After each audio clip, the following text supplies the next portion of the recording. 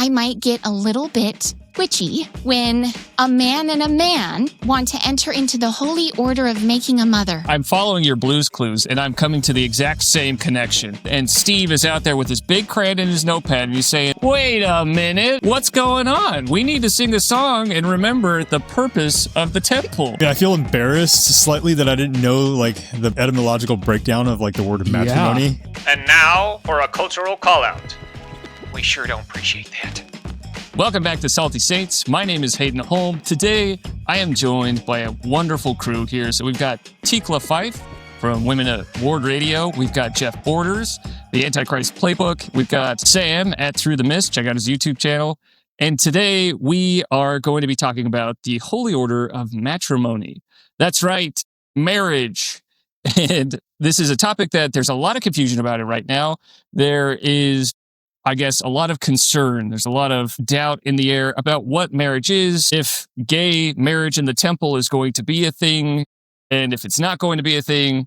We came out with a live stream a couple weeks ago talking about the priesthood ban and how that's used in the church to justify gay temple ceilings. And Tikla made a wonderful comment. She said, Hayden, you're focusing not on motherhood, but on everything outside of that. And then she broke down the word matrimony to mean the making of a mother. And I was like, oh my word, we got to have an entire episode about this. So we brought on Tikla. She's here, and we are going to talk about matrimony. Hopefully we can help Jacob Hansen sleep a little bit better at night. The members of Ward Radio sleep a little bit better at night. Hopefully this will add a little bit of, we can be the fire extinguisher here, turn the temperature down a little bit while I'm researching the return policy for the Go and Do cruise ticket that I have. So anyway, Tikla, I'm just kidding. Oh my goodness. Yes, I'm all about, I love the idea of turning the temperature down for sure. And I think, in fact, I would even want to start this with a little bit of a caveat because this is my first foray into this territory of LGBTQ issues and stuff like that. And so I just want to start by saying, I think we talk past each other a lot on these issues where, for example, I just came back recently from my aunt's celebration of life. She lived in Portland and was a huge founding member of the lesbian community in Portland. And so I went to her celebration of life and I got to be reminded of all these incredible things that she did with her life. She was a big influence on me growing up. She sent homemade birthday cards every year, and I have all these childhood memories of her home. And when she came to Portland, the gay scene was very much bars, and that was it. And she formed a softball team. She started a counseling center for recently displaced homemakers so that they could learn skills that they didn't have to be able to be independent. She did lots of counseling for the elderly. She made a jug band and created an improv group and all these incredibly wholesome, good things for the lesbian community in Portland. And so I was thinking about her, and I had her on my mind, and I was thinking, if I were to invite my aunt to come to church with me, what would I do to help her feel welcome in our church? Because she probably has the idea in her mind that she might not be super welcome in our church. And so I might wear some rainbow socks. I might do something to show her, hey, you're welcome here. And it wouldn't mean that I don't believe in the family proclamation. It wouldn't mean that I'm somehow stepping back from my celestial covenants. And so I think we need to be careful not to vilify those who are attempting to do things to make people feel welcome in our churches, because there's a real need for that. There is a place for that. And we all need to just celebrate the good that people are doing rather than vilify them for not taking people high enough. Does that make sense? My aunt was aimed up, and that matters. That matters to me. And so she was living a life that will prepare her to be at home in heaven. She was living in a degree of glory, if that makes sense. And so before we get into some of the doctrine and why I think that gay marriage in the temple makes reason stare, I wanted to just give a little preface there. We need to be careful not to turn people into lepers with something contagious when really there's healing that's required. And so I hope we can learn how to not talk past each other a little bit better. I love that. Any thoughts before I just dive right in? I saw Sam over there with a little wry smile. Sam, what's on your mind? I might give a little bit of a pushback. Like, I'm not. Good. I feel like church is not the place. Like, I'll give you an example, right? Like, for the most part, the culture in our church as of 2025 is typically white shirt, slacks, typically speaking. Occasionally, perhaps if you're in church leadership, you wear like a blazer or a suit. Right. And that's kind of how you distinguish it. You come into a new ward, you're like, hey, that guy's wearing a suit, so he's probably like has a calling, of some sort. Right. Yeah, At least that's fair. It's kind of how it is on the East Coast. You get released, you lose the jacket. All right. You take your jacket off, you're wearing a white shirt. Especially in the summertime. I'm looking forward to that. Like sometimes the Texas summer can get really hot, but if you're on the stand, you got to wear the suit jacket, right? Yeah. Or sit next to the AC thing, and because everyone knows the bypass. So you just bypass it, override. Hack. Yeah. But if in 2026 it's plaid shirts and slacks, I think I would show up to church with a plaid shirt, like a nice plaid shirt and slacks. I don't think I'm trying to separate myself or identify myself as any particular thing when I go to church. And I think that's kind of echoed a little bit in the temple, where like we wear white to kind of like set that playing field the same, So it's similar to like a talk, not to step on you, but like President Nelson came out a little bit ago and he said something about like removing labels and not seeing ourselves through labels. Like, hey, this is my community. This is who I am. I am this label and that's my identity. If I understand what you're saying, Sam, you're saying maybe just focusing more on the shared identity as a child of God. Yeah. And I've had a couple of friends that were, I don't know if you'd say like LGBTQ, like homosexual. Yeah. I don't think they'd identify themselves. Same-sex attracted. Yeah, same-sex attracted, SSA, right? SSA. And to be fair, like, I almost think it's like, they're like the whole rainbow, like, I know that was just an example, right? But like... Right. And my aunt is not a member of the church and never has been, has no, like, my mom's a convert. She has never stepped foot in a church. So she knows nothing, right? So it would be me meeting her exactly where she is, as opposed to under other circumstances, that message would be different. Like the rainbow flag would mean something different. So I'm not trying to elevate. So you're not out there saying like, everyone break out the rainbow socks, put on the flags, do that. No, not at all. In fact, I think what you're trying... A rainbow tie would be cool though, not gonna lie. Rainbow tie I don't want to be accused of mansplaining, but to me it sounded like just meeting people where they're at, trying to fellowship them, being kind, and not saying like, hey, if you don't feel comfortable looking and acting like everyone else in the church, then we don't want you, right?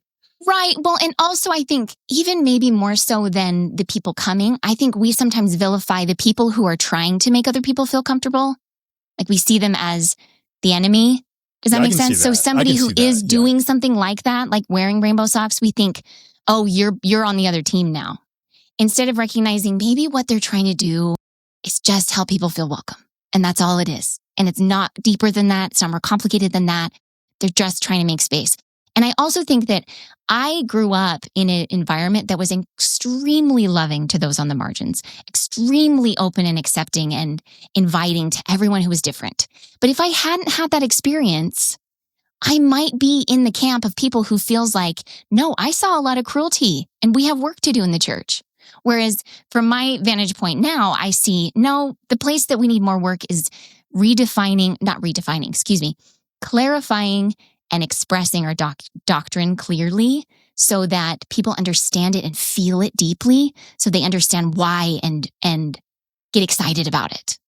And so I'm on that side of things right now because that's where I see the need. But if I had been raised differently, I might see a different need and be trying to meet that need. So that's my point. I like that. I do think, to Sam's credit, I do think there is some layered meaning with like, if you are going to wear like rainbow paraphernalia, the difficulty with that is like, it has so many different meanings to so many different people. It's like, there is that, I can see that being tough. I would say like the church has helped us. It's given us some guidelines on how to be friendly. Mission work has helped train an entire generation of young men and young women on like how to be friendly, how to be kind, how to be welcoming, without necessarily putting on other signs or symbols, just sitting next to them, just talking with them, putting your arm around them if they look alone, and if they need a hug, giving them a hug. That's something pretty foreign for me. We grew up in a no-touching house, so maybe like a high five or a salute or something like that, but Salute. just keep going out of your way One of just to those help from the them cross. feel comfortable Nod, in yeah. the church. But yeah, no, I get what you're saying. But Yeah. Jeff, I saw, no. Okay. All right. I misread. All Nope, right. So Tikla, go ahead, Okay. and help us understand more about matrimony. Yes, so we're gonna talk about mothers a little bit. So this all came about because I was studying patriarchal order. The world was telling me patriarchy bad, and then I was looking around at my church going, patriarchal order is everywhere. This is a church that follows a patriarchal order. So what does that mean? I need to understand this better. Excuse me. And so what I've learned was that the word patriarchal actually means fatherhood, patri, and archal, meaning its relationship to leadership or beginning. So fatherhood and its relationship to starting something or leading something. And so that all of a sudden, right from the get-go, changed my perspective on what the patriarchal order is. It's not men leading, it's fatherhood and the order of fatherhood as it relates to leadership. So if the priesthood is in the patriarchal order, then the priesthood is an order of fatherhood. So whether you're a dad or not, you're initiated into this order that is the order of fatherhood. And these men initiated into this priesthood order behave like good fathers and good father figures. And that is a huge blessing to women and children, because if you're a father figure, you're not alone, you're not isolated. You're only a father figure in relation to other people, in relation to women, in relation to children, right? There's built-in relationship to this concept. And so I thought, okay, this is so cool. Like this is how we create good fathers. And is there anything that could be better for women and children than good fathers? No. That is the best thing you can do for a woman and children, is to have good fathers. So hooray for the patriarchal order. And then I thought, okay, well, where's the matriarchal order? And I thought, well, maybe it's just kind of like encompassed in the patriarchal order, because patriarchal also has reference to family structure. So, and we see this a lot with masculine words that then apply to the whole, if that makes sense. So like, for example, the word mankind means men and women, or kingdom Totally. is a masculine facing word, but it's, encompassing men and women. And so I was thinking, well, first, then I went on a whole tangent about like, why is that? Why is it that words that are masculine facing can apply to men and women?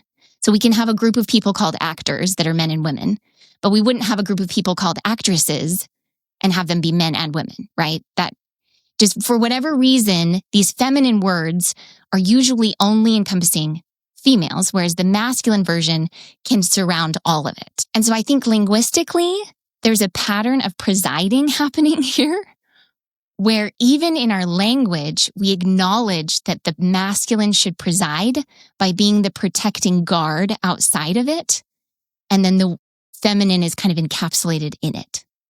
So I spent some time thinking about that. That's pretty cool. And I also think it's hilarious. Well, maybe it's not hilarious. I don't know. But you'd think like in the most progressive language that maybe this wouldn't be true, because, it's yay for women and feminism and the margins. But even in something like homosexual concepts and talking points, what do we call it? We call it gay rights, which is the masculine form. We wouldn't say lesbian rights to, accommodate this group of people. It's this kind of masculine leading concept. So I thought, oh, this is so interesting. Like we all just know. That is a good point. That Seems like we should be a little bit more triggered by that. Like in the age of equality in I actually never 2025. thought of it like that, but yeah, wait a minute. Where is the equality? Hey, where is it? Yeah, no, great point. I never even thought about that. That's deep. Tikla's in this deep. Yeah. I go deep. Like when I go deep. So yeah, you don't know what you signed up for here. We will get to the point, I promise. So no, we're here for it. I'm loving every step of this journey. This has been great. Welcome to the journeys. This is my brain. So, okay. So then back to this question of where's the matriarchal order? Where is that? And And then I realized, I thought, okay, if I were to create a matriarchal order from my own brain, what would it look like if I was trying to make an order? Because this is now matri, mother, state or condition of being, and its relationship to leading, matriarchal. And I was thinking, like, what would that look like if we created this order that was for creating mothers and good mothers? And I realized, there's no hierarchical structure that's rigid, that has duty and things like that would serve women in becoming good mothers. Because motherhood and feminine power is a very organic, very like circular, very like sisterhood. There is no hierarchy needed to keep everyone in check. What we need most is this like linked arms circle of sisterhood. And so it actually isn't well served by something that has regimented like suits and ties. Like we get to wear whatever we want to church, really. Like, we have so much freedom in the way that we approach this matriarchal order or lack of order, if you will. And so I realized, oh my goodness. So you're kind of pulling at like the archetypes of like chaos and order there. Yes, yeah. a little bit. Yeah. In church clothing. Yeah. The chaos of wearing a summer dress versus a blazer. So many things. Yeah. And not just that, but in so many things. I mean, I have a whole theory about temple symbolism and masculine and feminine, how there's like masculine square and feminine circle. Like there's totally all kinds of fun things going on there. Circle is like the form of like chaos, is like the symbol for chaos, because it has no edges. There's no corner there. And and you have to clarify when you say women are chaos. Like there's so many layers to that because it's the duality of, it's mercy. Well, it's also, chaos is also mercy. So it's not a negative word. It's got so many levels of connotation there. So that's a whole other podcast. And that's why we're having you on here. If I would have said that with Tanner, we would have been fried for that. We would have been cooked. And so so glad that you're on here. So, cause you understand, like, I'm not coming out against women on that, but when if you look at there's this really interesting symbol on every temple and it's on the outside of it. It's really, really cool because I think it actually shows you what you can achieve on the inside of the temple. And it's like the squared circle, right? And so the square represents kind of the order. It's kind of like the protective masculine order. And then you see the circle on the inside. I also view that as like a personal symbol that you can use too, because it's like every one of us has the natural man that is more prone to chaos and more prone to just kind of doing whatever they want.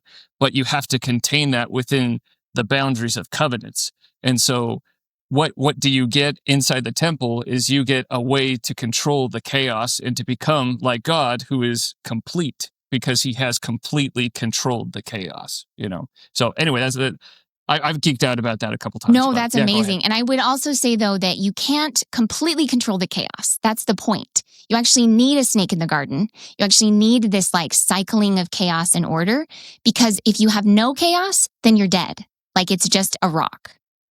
In order for something to be alive, there has to be this tension between chaos and order. And so it is this like symbolic representation of masculine and feminine that creates life, right? This is the difference between life and death. But this is a whole nother podcast. What are we doing? Okay, back to It totally is. It totally is. Final point. I do love that. That final point that you made. You can't kill the natural man. The only thing you can do is to bridle it, And there's this really cool. So Dr. Jekyll, Mr. Hyde, right? I don't know if you've read that, but a lot of times that represents like the natural man versus the man of God. And at the very end, Dr. Jekyll, Mr. Hyde takes over. He ends up killing himself, and he kills both of them, right? And so some people look at that and they take a Jungian perspective on that, and they're like, hey, if you kill the natural man or you try and completely kill that, you end up destroying everything, So it's like you have to bridle it is the only thing you can do. But love that. I love everything you're saying. So fun. Okay, so now there's one exception to this lack of order for the matriarchal side of things. There's only one exception where even the word that we use is linguistically female dominated, even though it's encompassing men and women. And that takes place within this sealing ceremony between man and wife. And it's called the Holy Order of Matrimony. So men and women are being initiated into this order, but it's a mother order. It's called matrimony, which means mother, the state of being. So the state of being a mother, or to create a mother. So we could say it in other words, the order by which you create a mother. And what is the order that takes place in order for a man to be authorized to make a woman a mother?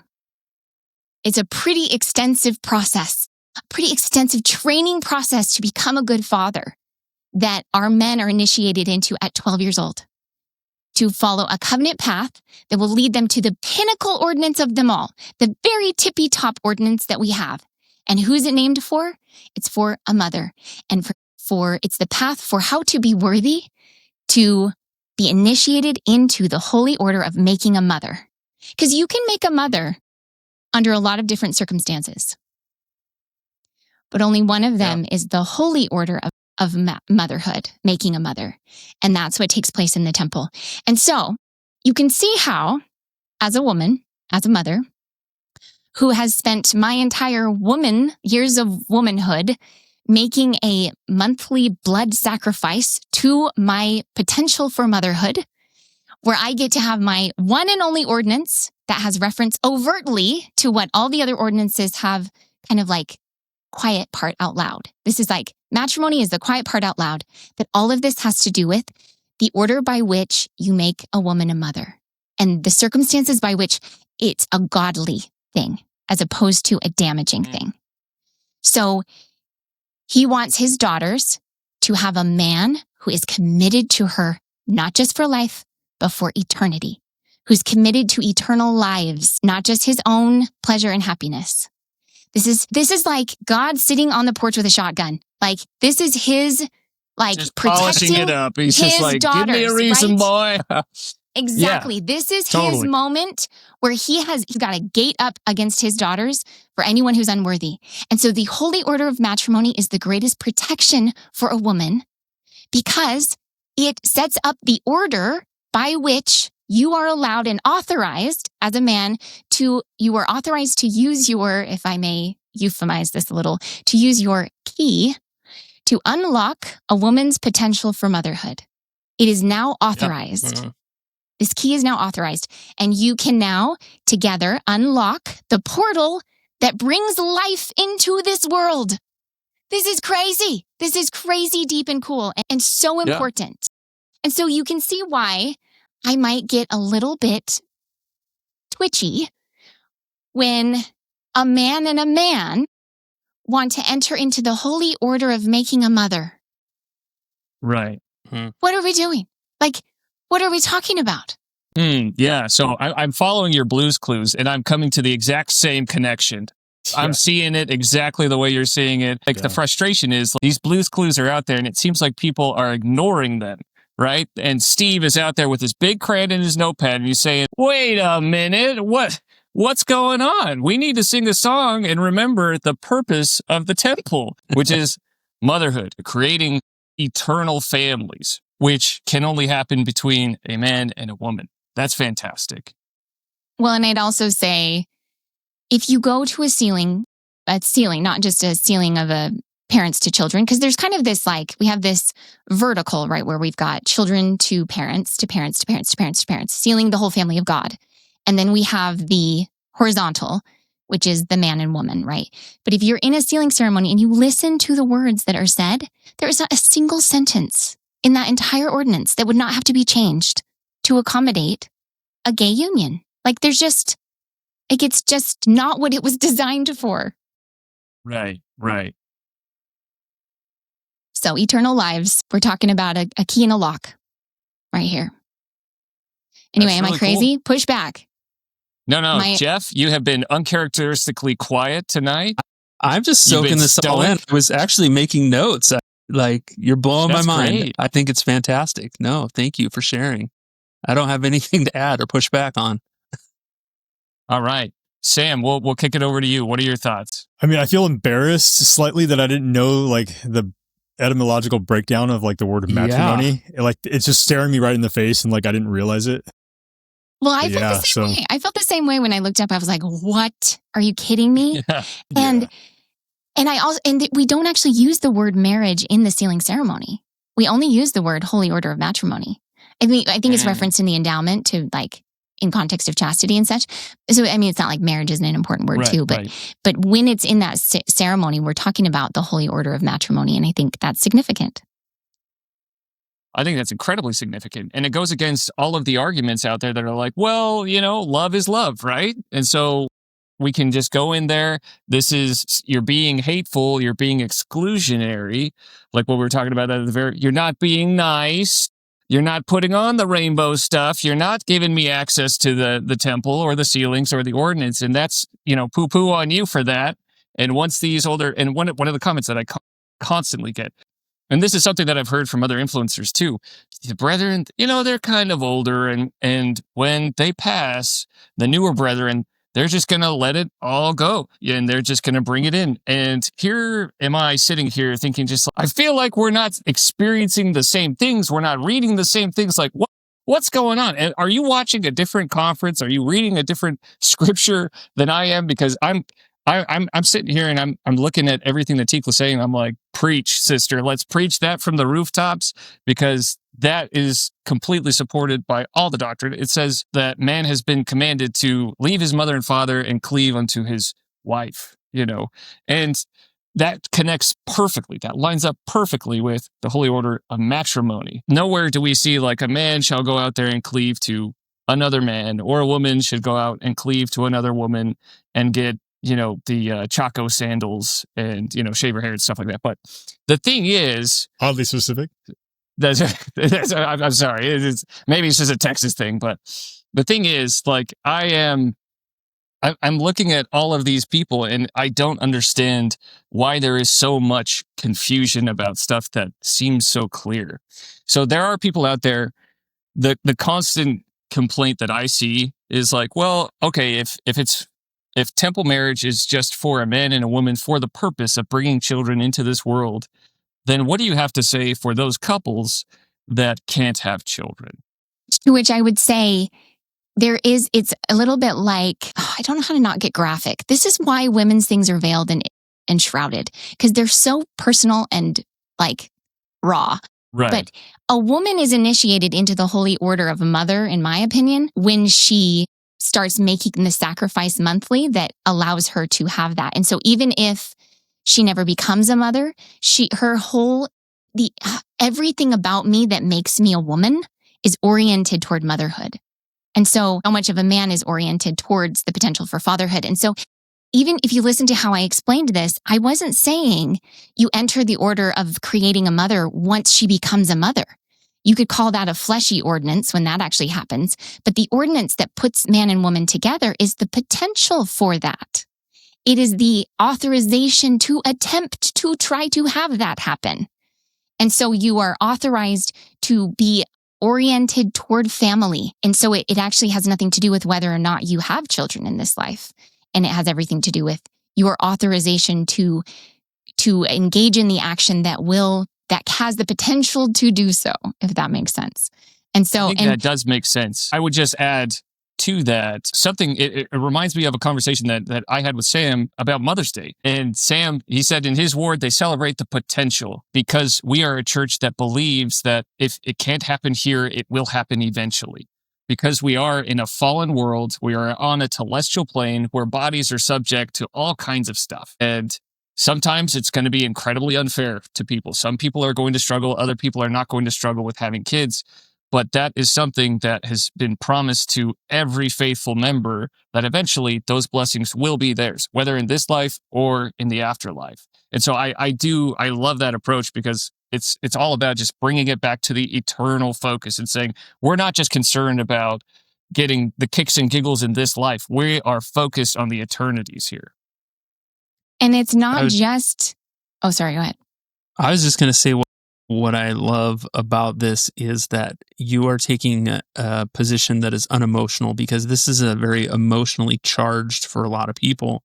I know, I'm pretty emotional about it. Well, that's right. Maybe you are, but I mean, people can get emotionally charged about this subject, and the way you're presenting it is in a very Logical. Yeah. Logical, doctrinal way to present it. And I think that is probably the way it needs to be presented to people. And it just takes that emotional angst off the table. Or maybe it will. I don't know if it always will. But I think you probably just triggered a bunch of people in the comments by saying that, Jeff. Classic Jeff move right there. Classic. Well, Classic, and I think it's also so interesting to me that a lot of people who are pushing for kind of bringing the margins into the center kind of activism are women. And I think that's such a mom thing to do. It reminds me of when I forget to eat because I'm feeding so many people. It's like, ladies, this is literally the only ordinance that's all about you. And you're about to give it away to someone else because you're oriented like a mother where you just want to feed everybody. I think that's why I'm so grateful that the masculinity presides and says, no, you need to eat too. This ordinance is for you. This is for you, women. So even if you beg to have it removed, we will say, no, you need to have your day off. You need to have your moment that protects you too. And so thank heaven for our wonderful patriarchal leaders who protect women, even when we beg not to be protected. Totally. No, I totally support that. One of the things that I've noticed because like we do a lot of content around like the elders quorum and brethren in the church. And one of the comments, it's a very common string that we get is a bunch of women that say like, I'm all on board for this, but it's really hard to get my husband to lead out. You know, he's not going to lead out in this stuff. And it's something I just pitched in the Discord because I just don't know why brethren aren't leading out. We'll probably do another episode about that. But I do think that the reason why we have so much chaos in the church and why there is more of a feminization, at least in Utah and kind of the main church states, is because we are seeing the elders quorums that are completely just stepped off the gas. You know, they're in the spiritual tar pits of apathy, and you see them, they're just checked out, and it bears out. I'm not just like shooting from the hip because I'm a salty saint. I am a salty saint, but I will say it bears out in the suicide rates. Like, men are killing themselves. The biggest threat to their own lives is their own hands. From the ages of 30 to 45 in Utah. And so there's something going on. There's something missing. That force is gone. And so if we can bring that back, then that will help establish order. You know, that will help give, I guess, and I think that's what Jacob Hansen is really confused about. You know, is like that's where the confusion could come from, is because there is a lot of chaos right now. You know, there are a lot of people that are saying we need to be nice, and they're beating people over the head with it. You know, they're like, hey, you're not being nice enough, Buster Brown. Time out for you, you know, and it's just like, oh man, it's tough. I get that. But I think the key is to strengthen the elders quorums, you know, and help fathers realize the weight of their duties and to help them lead out. And I don't know what that looks like. I don't know why it's happening, but that's part of the reason why I started the podcast, is just try and figure out how we can wake up some of these elders quorums.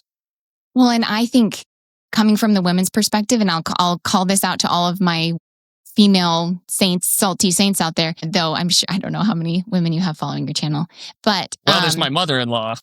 Okay, mother-in-law, here, are you listening? I think that women have great influence over helping, because there's like a trend going on right now that I've seen on some reels where it's like, I don't need nobody, or I don't need a man, or whatever. And then it's like, right, I'm nobody. And it shows all the things that she needs him for. Have you guys seen this?